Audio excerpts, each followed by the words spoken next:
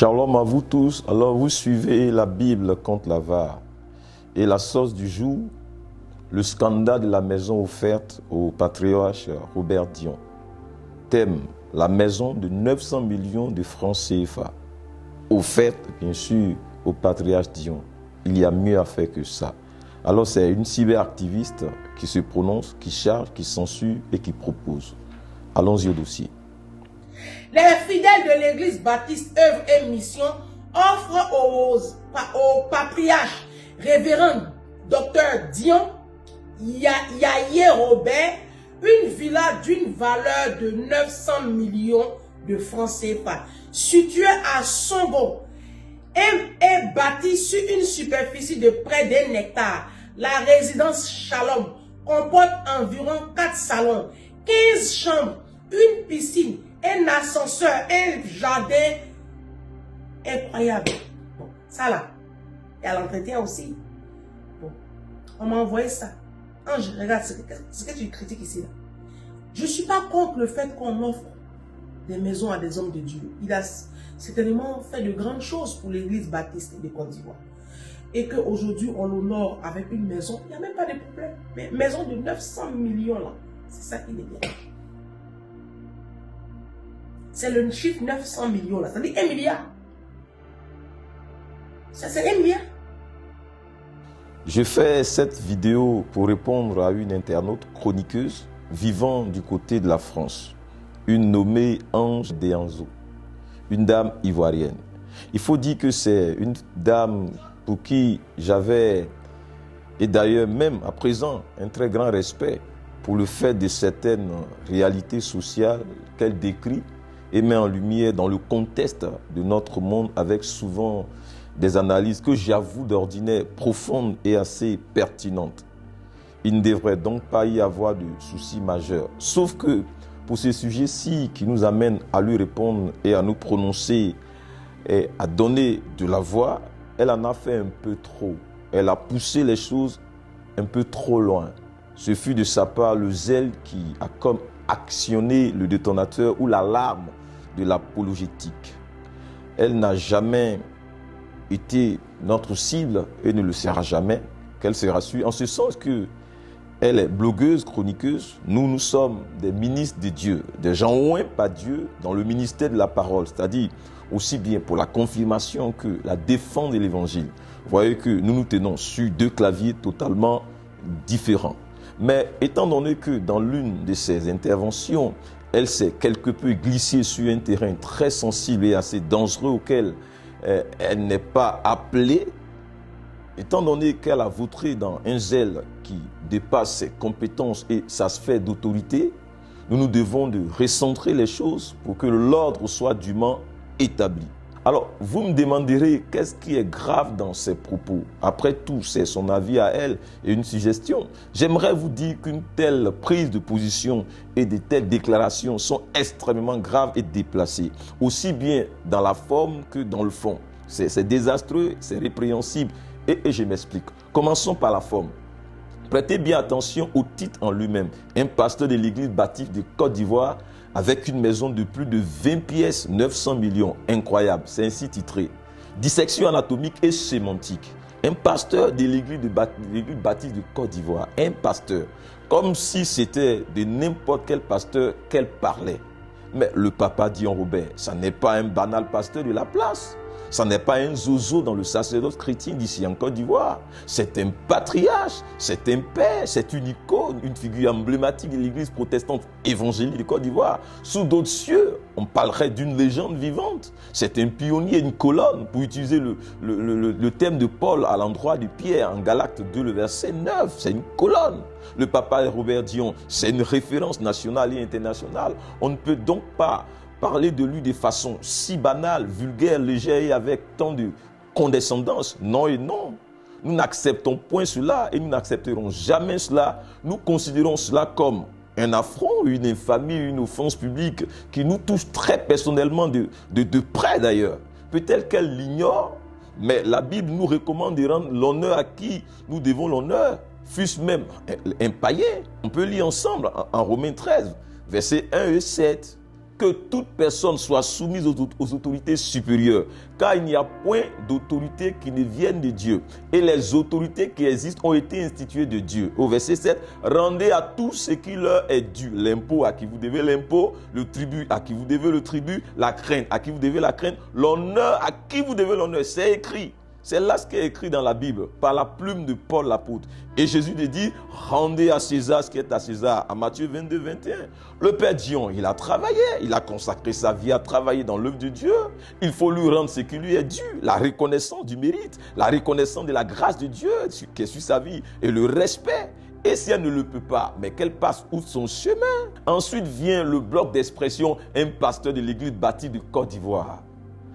Là encore rectificatif, ça n'est pas un pasteur de l'église baptiste de Côte d'Ivoire, c'est le père fondateur des églises baptistes œuvre et mission de Côte d'Ivoire et dans les nations. C'est donc une référence internationale. Si donc tel est le cas et que cela est indiscutable, dites-le moi s'il vous plaît. Tout cela ne mérite-t-il pas plus de respect que ça? Nous n'accepterons pas et n'accepterons plus jamais qu'on parle de nos patriotes de façon si légère, désordonnée et irréférencieuse. Non et non. Vient ensuite l'expression un pasteur de l'église bâti de Côte d'Ivoire avec une maison de plus de 20 pièces, 900 millions, incroyable, incroyable. Ça c'est la totale. Regardez comment les choses sont dites. C'est comme si c'était un sacrilège, une abomination, un scandale qu'une personne de sa trempe reçoive en don de bienfaisance une telle offrande. Mais que diantre!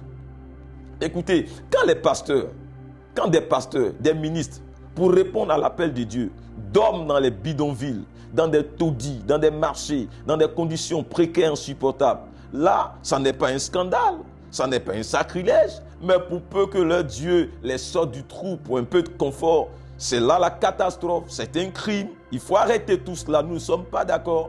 Qui d'entre vous peut être scandalisé par le fait qu'un ministre dans le séculier habite une maison de 20 pièces, qu'il ait 3, 4, 5 domaines et même plus? Qui d'entre vous?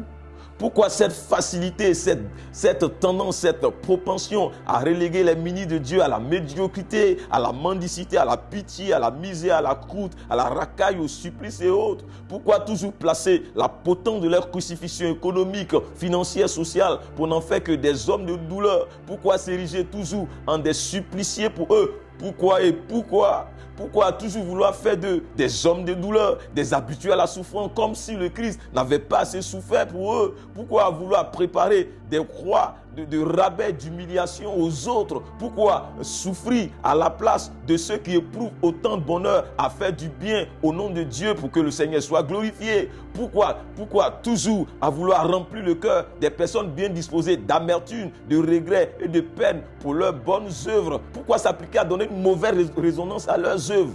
Oh, je me souviens des propos des disciples du Christ, en particulier de Judas, reprenant le Christ. En Jean 12 dit, pourquoi n'a-t-on pas vendu ce parfum 300 deniers pour les donner aux pauvres? Nous disons non et non à cette façon de refuser le bonheur au ministre de Dieu ou de le leur contester. Nous ne nous reconnaissons point en le Dieu supplicié, tortionnaire, sadique, masochiste et machiavélique. Nous, chrétiens, sommes lumière du monde et celle de la terre. Et qu'à ce titre, s'ensuit ce qui doit s'ensuivre ou devrait s'ensuivre. Laissez-moi vous citer les droits des ministres de la parole. En Galates, le chapitre 6, verset 6. Que celui à qui l'on enseigne la parole fasse part de tous ses biens à celui qui l'enseigne. C'est écrit. De quoi nous parle-t-on là? Et puis, regardez comment elle termine le titre de son intervention. Un pasteur de l'église baptiste de Côte d'Ivoire avec une maison de plus de 20 pièces, 900 millions, incroyable. Qu'est-ce qui est incroyable? Que Dieu bénisse quelqu'un qui le sert avec une maison de 900 millions ou plus, ou que Dieu passe par quelqu'un à partir de rien, sinon de sa foi et par la grâce pour implanter des églises partout dans les nations comme l'a fait le patriarche Dion. Qu'est-ce qui est incroyable? Que Dieu le fasse ou que l'homme en jouisse? Qu'elle nous réponde. Et puis, qu'est-ce qu'il y a de d'étonnant qu'un pasteur qui a implanté des églises dans ces des nations reçoive en don une maison de 900 millions? Ça n'est absolument rien ça. Il faut arrêter de dramatiser la grâce de Dieu. Il faut arrêter de faire de la propagande diffamatoire et profanatoire. Il faut arrêter. Bon, tout ça, c'était la forme. Va-t-il même la peine d'aller dans le fond? Je ne le pense pas. Je vais faire taire ici l'apologétique et l'exégétique expressément face au droit qui nous dit que pour un dossier, quand la forme est problématique, ça ne vaut pas la peine d'aller au fond. Au passage, j'aimerais lui dire que ce n'est pas le patriarche Dion qui m'a envoyé, c'est une question de responsabilité personnelle, c'est une question de sens du devoir et de leadership. Je suis venu dire à notre sœur de ne plus récidiver sur ce terrain au nom du zèle, qu'elle apprenne à s'astreindre à ses limites, qu'elle sache là où elle est autorisée à aller, là où elle n'y est pas autorisée. Qu'elle reste dans son carcan, qu'elle reste dans son domaine de définition, dans sa zone de confort, dans son spectre d'influence, pour ne pas aller sur des terrains comme celui-ci qui existe, très absolument un appel divin. L'Église de Jésus-Christ n'a pas besoin de blogueurs ni d'influenceurs pour son édification, pour conduire ses leaders.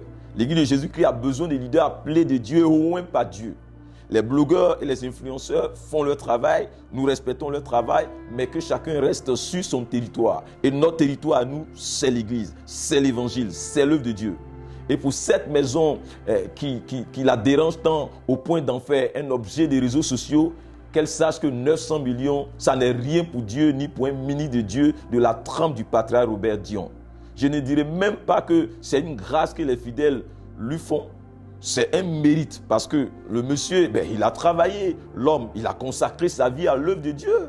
N'est-il pas dit des animaux en Deutéronome 25, le verset 4, « Tu ne vas point museler le bœuf quand il foulera le grain ». C'est écrit.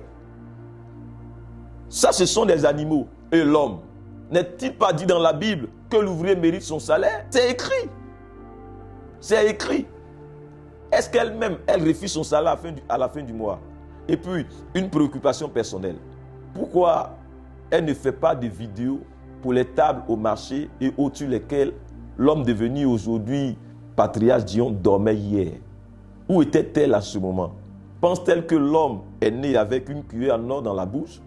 Qu'il est venu trouver des églises toutes construites avec des fidèles intérieurs pour s'y installer? Connaît-elle le passé sacerdotal de l'homme dont elle parle avec autant de facilité?